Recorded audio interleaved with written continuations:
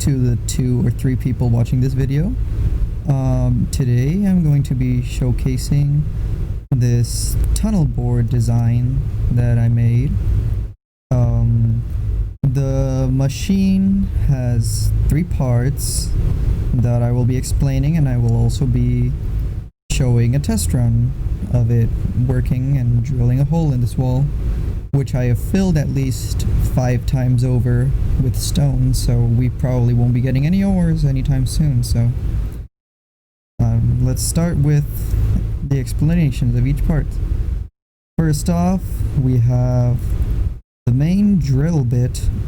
This part is the part that actually drills the hole and returns blocks, and it works in a modular fashion. It has the first section, which is the engine, and the second part, which is the actual drill bit, which pulls blocks. This machine was quite tricky to make because I needed a machine that would return itself upon hitting a wall, and that also would be able to support the push limit, which was also one of my biggest limitations. And I also had to make the whole machine waterproof, because if any of these observers were exposed, water or falling blocks would be able to affect it and render it useless after some time. But I managed to finish all those issues, and I made it into a modular system, because if I had it running as a single unit, it would eventually break once it hit tunnels, because it would start leaving some of this honey or some of this slime. It would get stuck whenever it hit those, and it would just cause a huge load of trouble. And since it's a modular machine, I had to add this huge AND gate over here, which only if all of the modules are back at the station will activate the rest of the machine. Now, when it returns the blocks after the first cycle, the blocks will be sort of in this formation around the drill bit. Sorry. And so we need this whole area to be flat, so we need to pull these blocks out from the back to the front, etc., so that this machine can push them up. This is the most simple of the 3 flying machines. All it does is pushes the blocks out of the way so that a new cycle can continue. But in order to pull the blocks that the machine retracts, I had to design this machine, which I give credits to Ilmango for one of the concepts of this binary counter that I attached to it, which allows me to only pull blocks every 2 blocks, if that makes sense. So it would pull these 2, and then it wouldn't pull on here, because it's very important that we never pull on the honey, because if we were to pull on the honey, you see all of this is now in the way of those pistons, and this really wouldn't be good. So let's just reset this. And yes, I give credits to Ilmango because the concept was not mine, although I did sort of come up with this design. And the rest of the machine is all me. So this machine was really tricky because, again, the block push limits, I had to make sure that everything was pulled back and in the way of these pistons. And I also had to make sure not to pull any of the honey or any of the slime blocks. But I managed to make it work. And then up here is a mechanism that simply pushes the blocks into the way of what would be a TNT duplicator or a wither cage. I haven't really built that. I'm just using this command block, which only fills this area where the blocks get pushed into, with air. That's the only command I'm using. It's only to get rid of blocks, but the rest of it is completely vanilla Minecraft and survival friendly. So those are the main components of the drill, and if we just flick this lever, we can watch it in action. So there it goes. It hits a wall and it returns itself.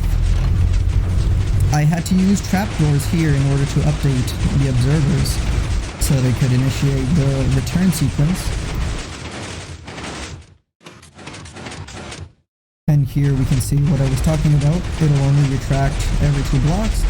Here it's not retracting. And then here it is. Here we can see it more clearly. And that's what this machine does. And then this part pulls every single time because there's never any honey and there's never going to be blocks right here. So it's okay if those pistons pull all the time. And then this machine just brings those blocks up here, which are then pushed into the area that is being cleared out by the command block, which should be TNT, but I'm too afraid of using TNT on top of my drill. And since it resets itself, there's no problem in just letting the cycle continue. We really don't have to do anything to the machine, we don't have to do anything manually, everything is completely automatic. And there it goes for the second cycle. And on this cycle, we're really going to be able to see what I meant with an uneven surface. So if we look right here, it's a very uneven surface, and if these pistons were to just fly out as it is, it would leave a ton of blocks back. And that's where this machine comes in. It smooths the surface. As you can see, those pistons are pulling those into position, and then the second phase of the machine pulls the rest of the blocks forward and leaves a smooth surface so that it can be shaved off of the drill bit. And just to show that it doesn't matter if it hits an irregular surface, let's punch out all of these blocks. Click, click, click. And you can now see that there is a huge gaping hole which is uneven, and so this module is going to fly further out and return, and it will be no issue because this AND gate detects when all of the modules are back, and then it fires the rest of the sequence. Now, one sort of issue that the machine can run into is when there's certain types of uneven surfaces, it can leave either the honey or the slime blocks, and because of that, I had to compensate by making sure that this piston right here, was able to push all of the blocks in front of it so that it could push the rest of the machine into the missing area. It's hard to explain, but if it actually does it, you'll surely see it right now after a few sequences if I let this continue. But I'm not going to do that, I'm just going to do it by hand. If we get some stone here, if we were to, let's do it over here. If we were to set this, the piston would push the honey into there, but it wouldn't be able to push any of the rest of the blocks into the rest of the slime there, because it would be blocked by those stone blocks. And so right now we're going to see that it's going to leave the honey, and that would be an issue if the rest of the machine couldn't push the blocks because of the push limit. But I compensated for that by allowing this piston to push the rest of the machine forward. Here we see exactly what I mean. It's leaving those 2 honey blocks, but it's no issue for the machine because after about 3 cycles, it completes a couple of sort of patterns, which allows it to eventually pull that honey along with the slime, so it eventually stabilizes, so it's not a problem for the machine to tackle uneven surfaces or tunnels, or even lava, falling blocks, and water. It's completely foolproof. Now, a couple of notes on the machine. It definitely isn't the most efficient machine. I don't think any drill type machines in Minecraft are efficient. I built it for fun. I only built it because I wanted a working tunnel bore in Minecraft that I built. And like I said, some of these concepts were taken from other designs, but that's it. I only took the concepts. The machine design I made, so it's all me. The design of the machines, the design of the flying machines, the circuitry, which looks kind of messy, but it works, so.